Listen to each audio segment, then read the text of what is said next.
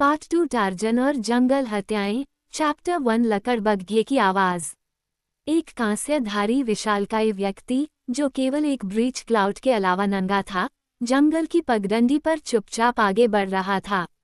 ये टार्जन था जो सुबह की ताजगी भरी ताजगी में अपने विशाल जंगल के क्षेत्र से गुजर रहा था। इस हिस्से में जंगल कमोबेश खुला था, बीच बीच में प्राकृतिक खुले स्थान थे जिनमें केवल कुछ बिखरे हुए पेड़ उगे हुए थे। नतीजतन टार्जन की प्रगति तेज थी, तेज यानी जमीन की गति के लिए। अगर जंगल घना होता तो वह पेड़ों पर चढ़ जाता और बंदर की ताकत और बंदर की गति से उनके बीच से तेजी से गुजरता। क्योंकि वह बंदरों का टार्जन था जिसने अपनी युवावस्था के शुरुआती दिनों से सभ्यता के साथ अपने कई संपर्कों के बावजूद अपने सभी जंगली तरीकों और शक्तियों की पूर्णता को बरकरार रखा था। वह अपने आसपास के माहौल के प्रति उदासीन लग रहा था, फिर भी यह उदासीनता भ्रामक थी, जंगल के दृश्यों और ध्वनियों से उसकी परिचितता का परिणाम थी। वास्तव में उसके अंदर की हर इंद्रिय सतर्क थी। उदाहरण के लिए, टार्जन जानता था कि उसके बाईं ओर 100 फीट की दूरी पर झाड़ियों के बीच एक शेर लेटा हुआ है और जानवरों का राजा एक मरे हुए जेब्रा के आधे खाए हुए शव के पास लेटा हुआ है। उसने न तो शेर को देखा और न ही जेब्रा को, लेकिन वह जानता था कि वे वहां हैं। उषा, हवा ने उस जानकारी को उसके संवेदनशील नथुनों तक पहुंचाया। लंबे अनुभव ने जंगल के इस आदमी को शेर और जेब्रा दोनों की विशिष्ट गंधों को पहचानना सिखाया था। भरे पेट वाले शेर का निशान भूखे पीछा करते हुए शेर के निशान से अलग होता है। इसलिए टार्जन बेफिक्र होकर आगे बढ़ गया, ये जानते हुए कि शेर हमला नहीं करेगा। टार्जन ने चीज़ों को जानने के किसी भी अन्य तरीके की तुलना में अपने नथुनों के सबूत को प्राथमिकता दी। एक आदमी की आंखें उसे शाम और रात में धोखा दे सकती हैं, कान कल्पना से गलत तरीके से प्रभावित हो सकते हैं, लेकिन गंध की भावना कभी विफल नहीं हुई। ये हमेशा सही थी, ये हमेशा एक आदमी को बताती थी कि क्या क्या है। इसलिए ये दुर्भाग्यपूर्ण था कि एक व्यक्ति हमेशा हवा के विपरीत दिशा में यात्रा नहीं कर सकता था, या तो व्यक्ति ने खुद अपनी दिशा बदल ली थी या हवा ने खुद ही अपनी दिशा बदल ली थी। पहला मामला अब टार्जन पर लागू होता है, क्योंकि वह एक धारा से बचने के लिए हवा के विपरीत दिशा में चला गया था जिसमें वह तैरने के मूड में नहीं था। नतीजतन उसकी अलौकिक गंध की भावना, जो अस्थायी रूप से कम उपयोगी थी, ने उसकी अन्य सूचना लाने वाली इंद्रियों को जगह दे दी, और इसलिए उसके कानों में कुछ ऐसा आया जो शायद उसके अलावा किसी और के कानों से नहीं निकल सकता था। दूर से डांगो, लकड़बग्घे की चीख टार्जन की खोपड़ी में झुनझुनी हुई, जैसा कि हमेशा होता था जब वह उस अप्रिय ध्वनि को सुनता था। मगरमच्छ को छोड़कर बाकी सभी जानवरों के प्रति टार्जन सम्मान रख सकता था, लेकिन डांगो, लकड़बग्घे के प्रति उसके मन में केवल घृणा थी। वह उस प्राणी की गंदी आदतों से घृणा करता था और उसकी गंध से घृणा करता था। मुख्य रूप से इस अंतिम कारण के कारण वह आमतौर पर जब भी संभव होता डांगो के आसपास जाने से बचता था, ताकि वह शुद्ध घृणा से किसी जीवित प्राणी को मारने के लिए प्रेरित न हो जाए जिसे वह अच्छा कारण नहीं मानता था। जब तक डांगो ने कोई बुरा काम नहीं किया, टार्जन ने उसे छोड़ दिया। आखिरकार वह किसी जानवर को सिर्फ इसलिए नहीं मार सकता था क्योंकि उसे उस जानवर की गंध पसंद नहीं थी, है न? इसके अलावा डांगो का स्वभाव ही था कि वह जिस तरह से सूंघता था वैसा ही करता था। टार्जन एक बार फिर अपनी दिशा बदलने वाला था, इस बार डांगो के करीब जाने से बचने के लिए। तभी अचानक डांगो की आवाज में एक नया सुर आया जिससे उसका मन पूरी तरह बदल गया। यह एक अजीब सुर था जो किसी असामान्य बात की ओर इशारा कर रहा था। टार्जन की जिज्ञासा जागृत हुई, इसलिए उसने जांच करने का फैसला किया। उसने अपनी गति बढ़ा दी। जब जंगल उसके करीब आ गया तो वह पेड़ों पर चढ़ गया और बड़ी छलांग लगाते हुए उनके बीच से निकल गया, जिससे दूरी खत्म हो गई। जब वह आगे बढ़ा तो बंदर उससे बातें कर रहे थे और वह उन्हें उसी तेज आवाज में जवाब दे रहा था और उन्हें बता रहा था कि उसके पास रुकने का समय नहीं है। किसी और समय वह छोटे बंदरों के साथ खेलने के लिए रुक सकता था, जबकि माताएं स्वीकृति में देख रही होती या पिता उसे उनके साथ नारियल पकड़ने का खेल खेलने के लिए मनाने की कोशिश करते, लेकिन अब वह ये पता लगाने की जल्दी में था कि डैंगो की आवाज़ में वह अजीब सुर किसने डाला था। फिर भी एक विशेष रूप से शरारती बंदर ने बिना किसी चेतावनी के नारियल उड़ा दिया। उसने ये क्रूरता से नहीं किया, क्योंकि वह टार्ज़न की नज़र की तेज़ी को जानता था और वह टार्ज़न के तेज़ जवाबी शॉट के लिए बिल्कुल भी तैयार नहीं था। टार्ज़न ने मिसाइल को पकड़ा और लगभग एक ही गति में उसे वापस फेंक दिया और जंगल बेसबॉल बंदर की मुट्ठी से निकलकर बालों वाली छाती से टकराकर एक खोखली सी आवाज़ के साथ उछला। बंदरों की हंसी का एक कोलाहल गूंज उठा और शरारती बंदर ने एक हाथ से अपनी छाती को रगड़ा और दूसरे हाथ से शर्मिंदगी से अपना सिर खुजलाया। अपने भाइयों के साथ खेलो, टार्ज़न ने गाया। आज टार्ज़न के पास खेलने का समय नहीं है और उसने अपनी गति और भी बढ़ा दी। डांगो और उसके साथियों की आवाज़ें उसके कानों में और भी तेज होती जा रही थीं, उनकी गंध और भी ज्यादा अप्रिय होती जा रही थी। हवा में ही उसने अपनी नापसंदगी उगल दी, लेकिन वह अपने रास्ते से नहीं हटा। और आखिरकार एक खुले मैदान के किनारे पर उसने एक ऐसा नज़ारा देखा जो इस अफ्रीकी जंगल में वाकई अजीब था। वहां जमीन पर एक हवाई जहाज पड़ा था जो आंशिक रूप से बर्बाद हो चुका था, और वहां मलबे के चारों ओर घूमते हुए उस गंध का स्रोत था जिससे टार्ज़न को नफरत थी। आधा दर्जन लार टपकाते, जीभ लपलपाते लकड़बग्घे। वे नर्म पैरों पर बेचैन गति से गोल गोल घूम रहे थे, कभी कभी विमान के अंदर किसी चीज को पाने के स्पष्ट प्रयास में विमान के किनारे से ऊंची छलांग लगा रहे थे। अपनी घृणा पर काबू पाकर टार्ज़न हल्के से जमीन पर गिर पड़ा।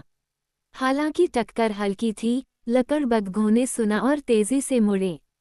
वे गुर्राए, फिर थोड़ा पीछे हटे। लकड़बग्घों का हमेशा पहला आवेग पीछे हटना होता है, सिवाय उन चीज़ों के जो पहले से ही मर चुकी हों। फिर ये देखकर कि टार्ज़न अकेला था, उनमें से कुछ साहसी लोग नुकीले दांत दिखाते हुए आगे बढ़े। इस आदमी और डांगो के वंश के बीच एक पुरानी और आपसी दुश्मनी थी। टार्ज़न ने लकड़बग्घों पर कोई ध्यान नहीं दिया।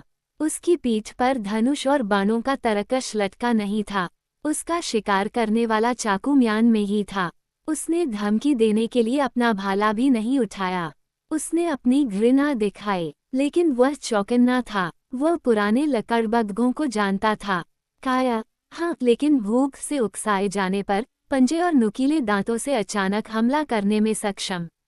उसने अब उनकी भूख को सूंघ लिया, और जबकि वह बाहरी तौर पर घृणा करता रहा, अंदर से वह सतर्क था। टार्ज़न की बाहरी उदासीनता से उत्साहित होकर लकड़बग्घे उसके करीब आ गए। फिर अचानक तेजी से उनमें से सबसे बड़े ने उसके गले पर झपट्टा मारा। इससे पहले कि दुष्ट नुकीले दांत उसके गले को जकड़ पाते, टार्ज़न ने एक पीतल के हाथ से जानवर की गर्दन पकड़ ली। उसने एक बार उसके शरीर को अपने सिर के ऊपर घुमाया, उसे दूसरे लकड़बग्घों के खिलाफ बहुत जोर से फेंका, जिससे 3 लकड़बग्घे जमीन पर गिर गए। तीनों लगभग एक साथ उठ खड़े हुए, लेकिन एक वहीं रहा और सभी लकड़बग्घे अपने नेता के टूटे हुए शरीर पर टूट पड़े और उसे खाने लगे। हाँ, वानरों के टार्ज़न को लकड़बग्घों से निपटने का सबसे अच्छा तरीका पता था। जब वे अपने घृणित भोजन में व्यस्त थे, टार्ज़न ने विमान की जांच की और पाया कि यह पूरी तरह से क्षतिग्रस्त नहीं था। एक पंख उखड़ गया था और लैंडिंग गियर बिखर गया था, लेकिन जो बात तार और धातु की इस चीज़ के बारे में सच थी, वह उस मांस और खून के बारे में सच नहीं थी जिसने इसे निर्देशित किया था। वह मांस और खून जिस तक लकड़बग्घे नहीं पहुंच पाए थे। पायलट कॉकपिट के अपने हिस्से में बंद, अभी भी अपने नियंत्रण में बैठा था, लेकिन उसका शरीर मृत्यु में आगे की ओर झुका हुआ था, उसका सिर इंस्ट्रूमेंट बोर्ड पर टिका हुआ था। विमान एक इतालवी सेना का जहाज था। टार्ज़न ने नंबर और प्रतीक चिन्ह को मन ही मन नोट कर लिया। फिर कॉकपिट तक पहुंचने के लिए पंख पर चढ़ते हुए उसने पायलट की आकस्मिक कब्र से मलबे को हटाया और उस व्यक्ति की अधिक बारीकी से जांच की। मृत 1-2 दिन, उसने बुदबुदाया। गले में गोली का छेद, स्वरयंत्र के बाईं ओर थोड़ा सा। अब यह अजीब है। मैं कहूँगा कि यह आदमी हवा में रहते हुए घायल हो गया था। वह अपने जहाज को उतारने के लिए काफी समय तक जीवित रहा। उसके साथ उसके साथी भी थे, लेकिन उन्होंने उसे गोली नहीं मारी। टार्ज़न को यह अनुमान लगाने में कोई विशेष गणना करने की जरूरत नहीं पड़ी कि मृत व्यक्ति अकेला नहीं था। जहाज के आसपास की जमीन पर इंसानों के पैरों के निशान थे, न कि स्थानीय लोगों के, क्योंकि पैरों में सभ्य जूते पहने हुए थे। साथ ही वहां सिगरेट के कई टुकड़े और सेलोफेन रैपिंग का एक टुकड़ा भी था। लेकिन यह अनुमान कि पायलट को उसके साथियों ने गोली नहीं मारी थी, इसके लिए बहुत गहन तर्क की जरूरत थी। पहली नज़र में यह अविश्वसनीय था कि यह किसी और तरह से भी हो सकता था। अगर उन्होंने उसे गोली नहीं मारी तो किसने मारी? फिर भी उसके साथियों की ओर से गोली या तो दाईं ओर से या पीछे से आनी चाहिए थी। हालांकि गोली गले में स्वरयंत्र के बाईं ओर से घुस गई थी। टार्ज़न ने एक नीच जंगली शपथ ली। यह असंभव लग सकता है, उसने बड़बड़ाते हुए कहा। इस आदमी को हवा में गोली मार दी गई थी और उसके साथियों ने भी नहीं। फिर यह किसने किया? एक बार फिर उसने घाव की जांच की। उसने अपना सिर हिलाया, उसका माथा सिकुड़ गया। गोली ऊपर से गिरी। अब ऐसा कैसे हो सकता है? जब तक कि यह किसी दूसरे विमान से ना आई हो। बस यही है, यही होना चाहिए। ये किसी और तरीके से नहीं हो सकता था। अफ्रीका के दिल में, सभी हवाई मार्गों से दूर, यह एक अजीब रहस्य था। टार्ज़न ने इसके संकेतों की व्याख्या वैसे ही की जैसे वह जंगल के रास्तों पर निशानों को पढ़ता, और वह जिस निष्कर्ष पर पहुंचा वह इतना पक्का था कि उसने खुद से पूछा, दूसरा विमान कहाँ गया? लकड़बग्घों द्वारा की जा रही आवाज़ें, मांस फाड़ना, सूंघना, चबाना और लार टपकाना, अपने ही प्रजाति के एक व्यक्ति को खाते समय उनके दांत पीसना टार्ज़न के मन में आए और उसने अपनी घृणा व्यक्त की। वो लगभग भाला और चाकू लेकर बाहर निकलने और उन्हें खत्म करने के लिए तैयार था। फीदरों से भोजन बनाना, गिद्धों के लिए भोजन। लेकिन उसने खुद से कहा, यहाँ ऐसी चीज़ें हैं जो ज़्यादा महत्वपूर्ण हैं। ऐसी चीज़ें जो इंसानों से जुड़ी हैं। वे पहले आती हैं। इसलिए वह अपनी जांच में जुट गया। उसे एक दस्ताना मिला, जो दाहिने हाथ का दस्ताना था। उसने उसे उठाया, खोला, अंदर से सूंघा। उसके नथुने कांपने लगे। फिर उसने दस्ताना नीचे गिरा दिया, लेकिन वो जल्दी ही भूल नहीं सकता था कि उसने उससे क्या सीखा था। वह जमीन पर कूद गया। अब लकड़बग्घों को उनके भयानक काम करते हुए देखना उनके द्वारा की जाने वाली आवाज़ों और उनकी गंध से और भी बढ़ गया था। टार्ज़न के लिए यह बहुत ज्यादा था। उसकी बड़ी छाती से एक तेज दहाड़ निकली और वह लकड़बग्घों की ओर तेजी से बढ़ा, भाला लहराते हुए धमकी दी। वे तितर बितर हो गए। उसे पता था कि वे शव को खत्म करने के लिए वापस आएंगे, लेकिन इस बीच जब तक वह अपना सर्वेक्षण पूरा कर लेता, वह कम से कम उनके आक्रमण से मुक्त हो जाएगा। उसने धीरे से जमीन की जांच की। 2 आदमी, उसने धीरे से कहा। वे चले थे। उसने नीचे की ओर इशारा किया, हालांकि वह किसी और से नहीं बल्कि खुद से बात कर रहा था, यहाँ से। और वे चले गए। उसने फिर इशारा किया, इस तरफ। ये रास्ता करीब 2 दिन पुराना है, लेकिन इतना ठंडा नहीं है कि उस पर चला जा सके। मैं इसका अनुसरण करूंगा। टार्ज़न के इस निर्णय के पीछे कई उद्देश्य थे।